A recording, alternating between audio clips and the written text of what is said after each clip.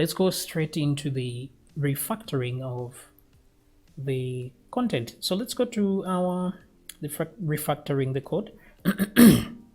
Let's go to our home page. So in the home page here, we have this part that connects to the database. Okay, so that's fine. But what we will do is cut it out. And then let's go to the includes folder and let's right click and let's create a file named functions. So I'm going to save this. In the same includes, I'll say functions.php and put my PHP tags here. Paste. So I don't need a closing PHP tag because we're not going to put any HTML in here. So connect to the database. So here I will create a function. I'll say function connect, like so.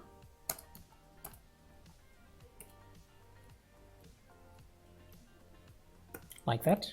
Okay. So this is for connecting to the database, and I want it to return the connection like that, which is this one.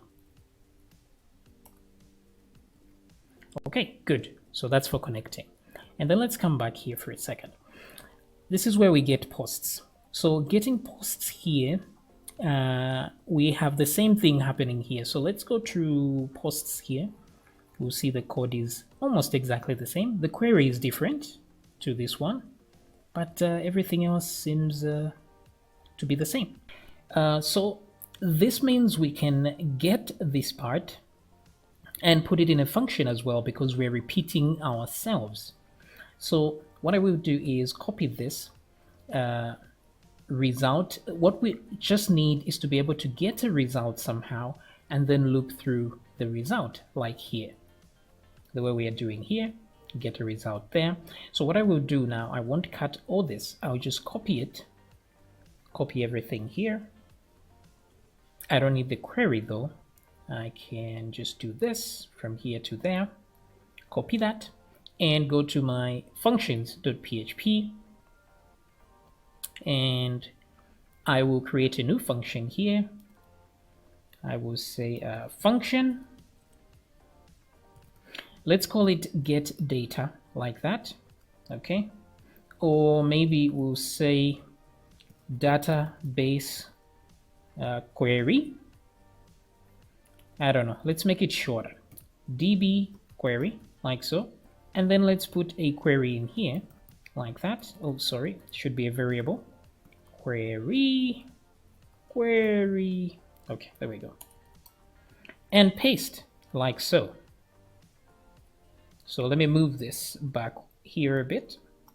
So as you can see, we are supplying a query, and then here we are doing the whole thing.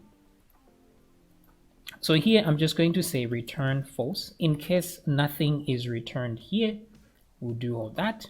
But then here, instead of having to go through this loop like so, what I'm going to say is, in fact, we can go through this loop, no problem.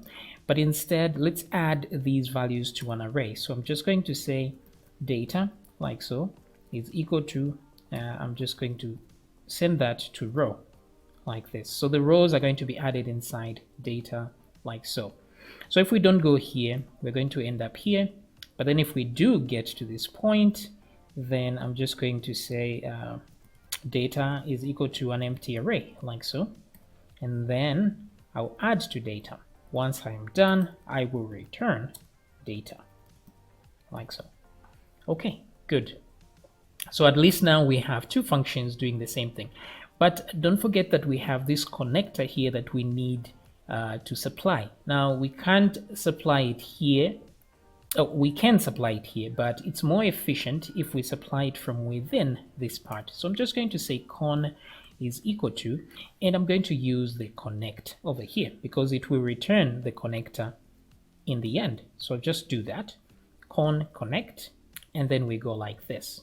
So as you can see, this is more organized because every time I know that when I have a connection problem to the database, I'll just change this.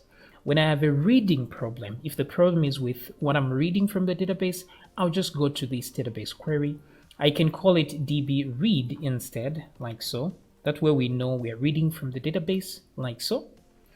And so I can have another function saying db write. So every write operation will go through that. Every read will go through this. Every connection will go through here. So this is very organized and easy to maintain. So let me copy that. And let me go back to my home page here. So all I have to do is apply my query. And then here I would just say result is equal to, and I would just do db read like that and put my query.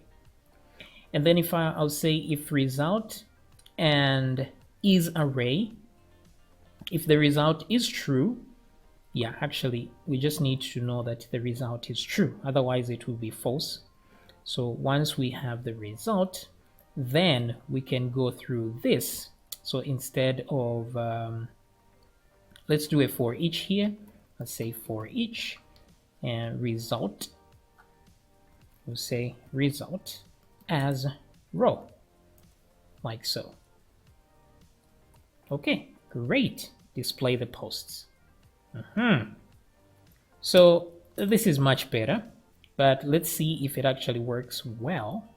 Let me come back here. I had refreshed it earlier, but let me refresh. So it's telling me call to undefined function db read. Well, so it can't find db read here. Well, why is that? Let's come back here and see what's going on. So in the index page here, we're supposed to include the functions folder.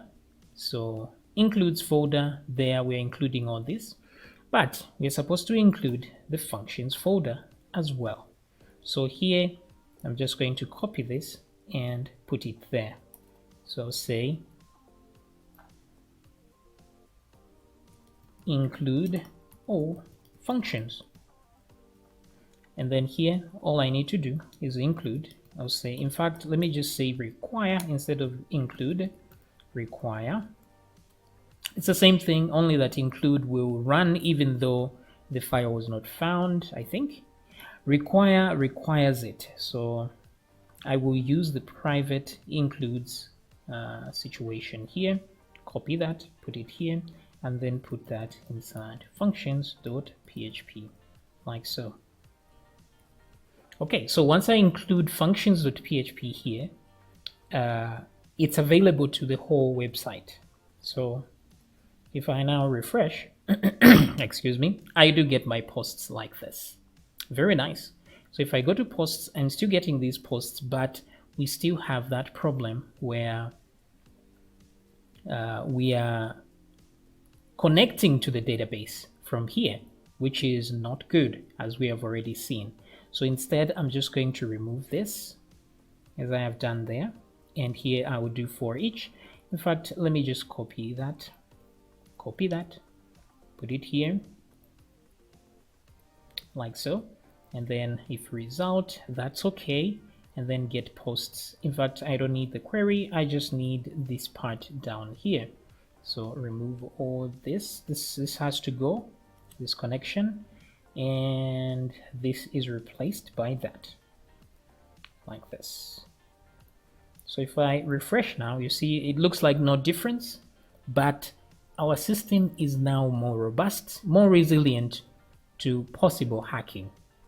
Okay, so now that we have this, let's see how we can take it a step further. This is not very difficult stuff because we've only created functions here, but we can take it a step a little bit further by adding object-oriented programming. So I'm just going to show you that in the next video. We won't go into depth on OOP because I have a complete series which you can check here on the basics of OOP. You can go through there in detail, but here we'll just do the basics just to convert this into something more secure.